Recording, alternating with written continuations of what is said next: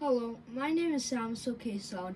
I'm from Blueprint Middle School, from class 605.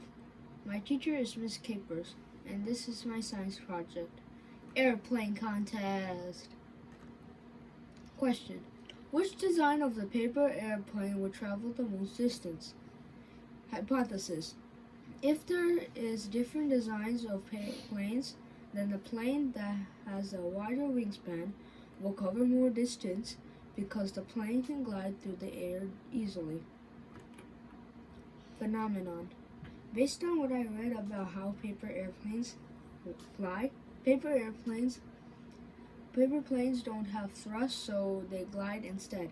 So I'll try and investigate what type of wings will be good for gliding.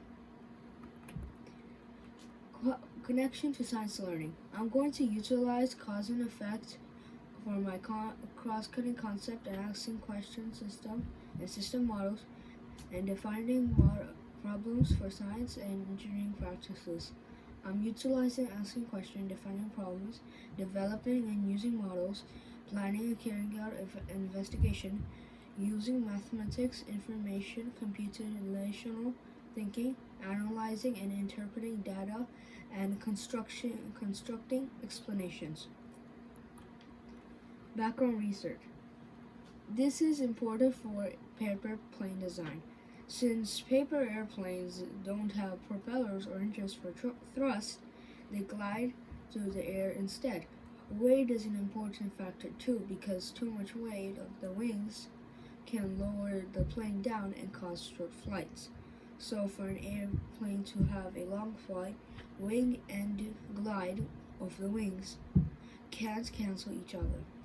On how things fly. Materials you will need are construction paper and measuring tape. Procedure: short-winged plane. First, fold the paper halfway vertically, then fold the top corners diagonally so it lines up with the crease, and do it to the other side. Both of the folds should overlap each other. Next, fold the wings half an inch out. Last, cut the tip to make a ramp shape in the front. Wide wing plane. First, fold the paper halfway horizontally. Then fold the top corners diagonally so it lines up with the crease. Do it to the other side, and both of the folds should touch each other. No overlaps. Next, fold the wings around 2 inches out. Procedure continued. Normal winged plane. First, fold the paper halfway vertically, then fold the top corners diagonally so it lines up with the crease, and do it to the other side, and both of the folds should touch each other. No overlaps.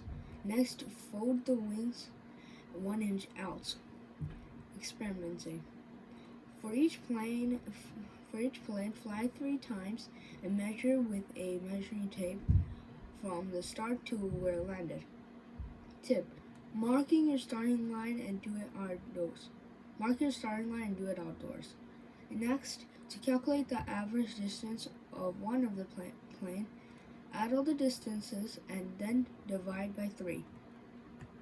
Variables: independent variable, design of the paper airplane. Dependent variable, distance the airplane travels. Control variables, same weight, same size, and same starting point.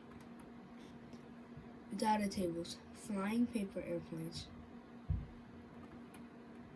Analysis: I needed to make names for all the planes, and instead of calling them by their wingspan, size, or color, I decided to name the wide wing plane by translating big wings in French, because France is at second place for the most airplane producer, and at first place is USA, whose official language is already English.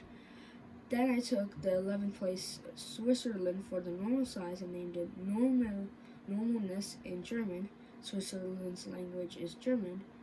For the short wings, I took Ukraine and named it the short fly in Ukrainian. Graph: distance of the plane's travel. The average distance traveled by Polit was 15 inches. The average distance traveled by Granazelle was 72.6 inches. The average distance traveled by Normulette was 74.3 inches. The Polit cancelled its glide factor, so it only flew an average of 15 inches. And in all the three runs, Polit would fly all the way to 15 inches, then fly backwards at 14 inches. The Grand Azal cancelled its weight factor, so it flew for 72.6 inches on average. But the Normalite didn't cancel either the weight nor the glide factor. Conclusion and next steps. The topic of my project was which design of the paper airplane would travel the most distance. After experimenting with the three planes, it turns out the plane with the one with the normal wingspan flew the most. My hypothesis was incorrect. I thought that Grand Zazel, the airplane with wider wingspan, would travel the farthest. According to the data, the wider wingspan was in second place. If I do this project again, I might make completely different designs and not just a wingspan. If you want to do this project, then you can use paper clips to weigh the planes down a little. Video.